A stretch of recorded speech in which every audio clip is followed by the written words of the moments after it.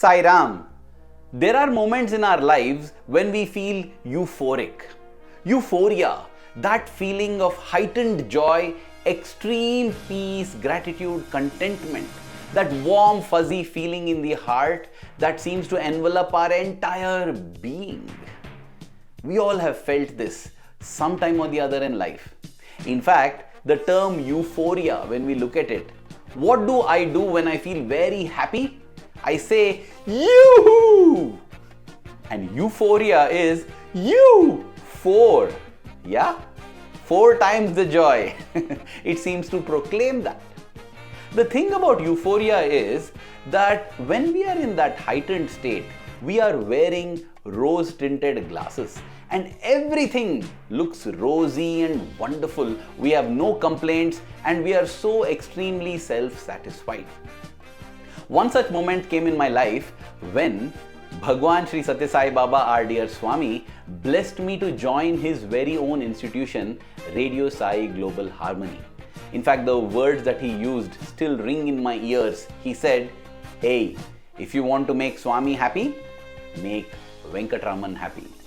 Venkatraman was obvious reference to Dr. Ganeshan Venkatraman, about whom there is this beautiful video, detailed video in this link above.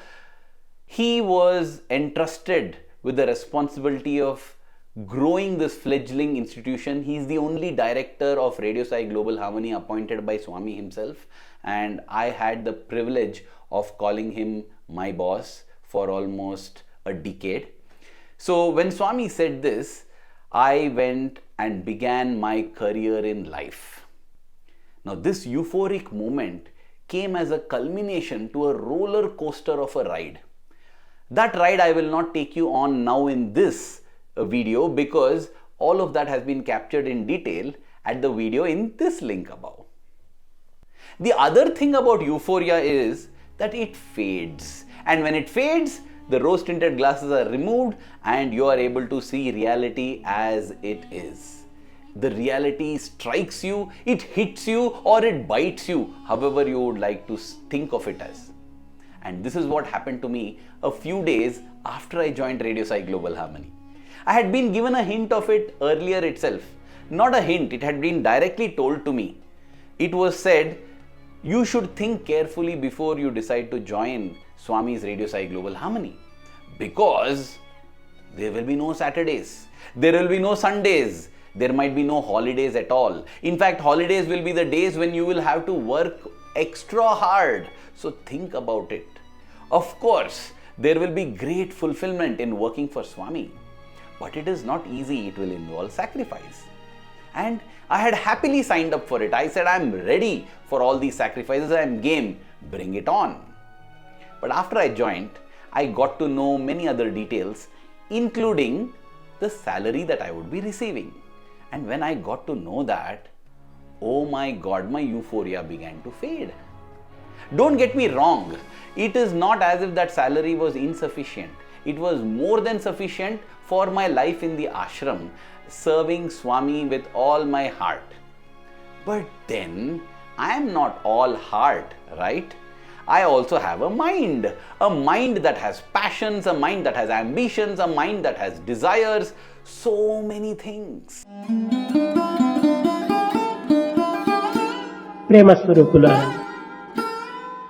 Unable to bear the torment that my mind was putting me through, one day I sat before Swami's photograph and I told Swami, Swami, I am opening my heart and speaking to you.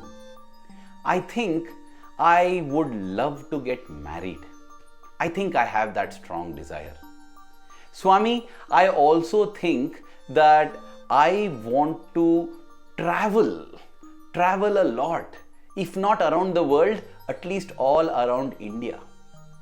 So for both of these, I think, Swami, I need more money. I think I like to have money because otherwise I won't be able to afford these two. That apart, Swami, I also would like to be an achiever. I want to be remembered by the world as someone who achieved something. But Swami, I think that I like you more than I like any of these. Yes, Swami, I am sure that I like you more than all these four things that I stated. And therefore, for your sake, Swami, I am sacrificing these four. And one by one, I threw them out of my mind. I did this mental exercise where I'm saying, Swami, I love you, I like you, and therefore I sacrifice this. I sacrifice my desire for money. I sacrifice my desire to get married. I sacrifice my desire to travel. I sacrifice my desire to become an achiever because I like you. Please remember me, Swami, as someone who has made a sacrifice. And once I did that, my heart felt light, I felt good. I felt as if Swami was smiling at me, and I felt that Swami would take care of me. My sacrifice would not be in vain. At this point, dear brothers and sisters, let me take you to a magnificent work, the magnum opus of Rabindranath Tagore, the Gitanjali. Let me take you to the 50th poem there, the 50th verse. It is very relevant to this situation that I was in. The poem goes as this. I had gone a begging from door to door in the village path, when thy golden chariot appeared in the distance, like a gorgeous dream, and I wondered, who was this king of all kings?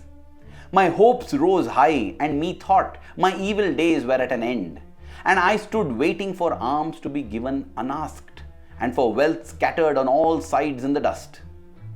The chariot stopped where I stood. Thy glance fell on me, and thou camest down with a smile.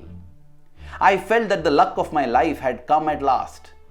Then, of a sudden, thou didst hold out thy right hand and say, what hast thou to give to me? Ah, what a kingly jest was it, to open thy palm to a beggar to beg? I was confused and stood undecided.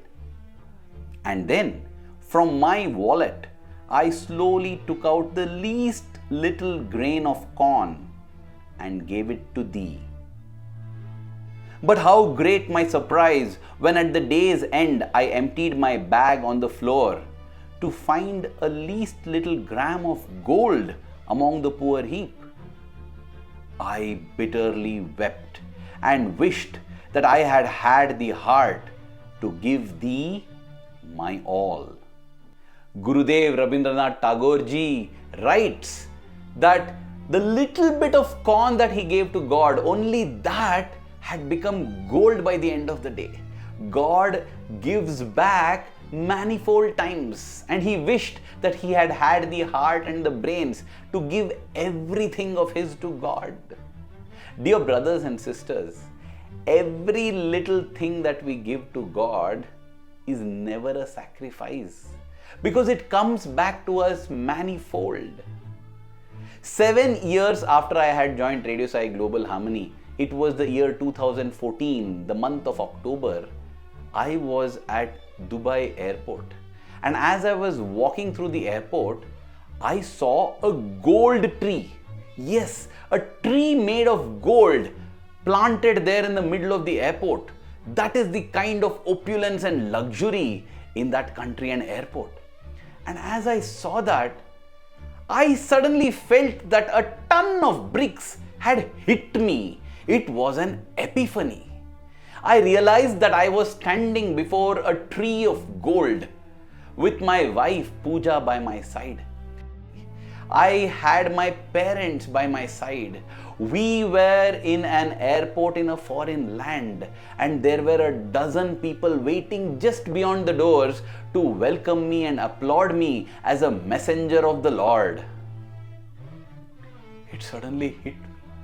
It hit me that everything that I thought that I'm giving up for Swami was there right in front. I had money. I had my wife, I had got married. I had traveled outside India to a foreign country.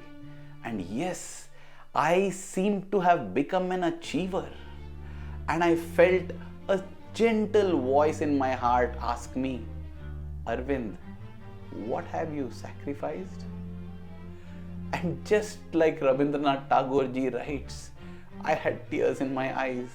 I said, Swami, I have sacrificed nothing for you, Swami. I thought I am sacrificing. I have sacrificed nothing. That was 2014. If I now fast forward to 2026, where I am in, I feel so humbled. I don't know what. I have not sacrificed anything at all. Because as I said, sacrifice is when you give up something higher for something lower. But when it comes to God, God is the highest, right? When we give up anything for God, it is an investment. So, when we are giving up our time, our energy, our resources, or anything else that we possess for our dear Swami, it is not a sacrifice, it is an investment. It is 100% an investment. In the 7th chapter of this beautiful book titled Autobiography of a Yogi by Paramahamsa Yogananda ji, there is the mention of one great saint. This saint goes by the name Bhaduri Mahashai. Bhaduri Mahashai had a lot of family wealth. But at a very young age, he had given up all of that. He had just called people and renounced his wealth. He had just distributed it to everyone in order to embrace this path of seeking divinity. Later in his life, one of his disciples, folding his hands, told him, "Master, you are indeed great. You have made such great sacrifices for God." At that time, Bhaduri Mahashai replies, "You are reversing the case, my dear. All I gave up were a few paltry rupees and a few petty pleasures in exchange for a cosmic empire of endless bliss." It is the ignorant worldly folk who give up that cosmic empire of endless bliss for the sake of few earthly toys who are the true renunciants. That is why I say you are reversing the case. As this epiphany hit me at the Dubai airport, I prayed to Swami, "Swami, I don't know what is the good that I have done in this birth or previous births, but I have got the greatest gift in my life. You, your presence in my life, in my home, in my family, in my heart. Dear Swami, may I never ever trade this or give up this greatest blessing for the sake of any earthly toy." And that is why I conclude every talk of mine with the prayer with which I am going to conclude this as well. Dear Swami, may the love that we have for you in our hearts keep growing stronger every passing moment. Thank you. Jai Sai Ram.